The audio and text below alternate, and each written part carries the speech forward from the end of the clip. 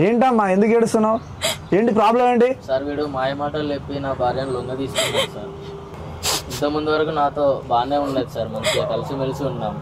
ఎప్పుడైతే వీడిని నమ్మడం మొదలు పెట్టిందో మాయ మాటలకి, అప్పటికెళ్ళి నన్ను లెక్క చేయడం లేదు సార్. అసలు నీ పైన కంప్లైంట్ చేస్తున్నారు కదా వీళ్ళు, హెల్త్ బాగాలేదు అది అని. ఏంటి అసలు ఏం జరిగింది? ఏం లేదు సార్, చిన్న హెల్త్ ఇష్యూ సార్. అది హాస్పిటల్ కూడా వెళ్ళాం సార్, మెడిసిన్ వాడుతున్నా. ఓకే, తొందరలో కూడా పిల్లలు పుడతారని చెప్పారు డాక్టర్. అచ్చా, పిల్లల గురించా మీ బాధ?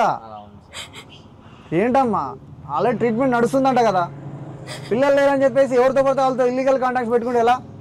తప్పు కదమ్మా. మాయ మాటలు చెప్పి లొంగ తీసుకున్నాడు సార్. అమ్మ అంత సింపుల్ గా చెప్పేస్తున్నారు మాయ మాటలు చెప్పి లొంగ తీసుకున్నాడని. మీరు ఎలా లొంగిపోయారు?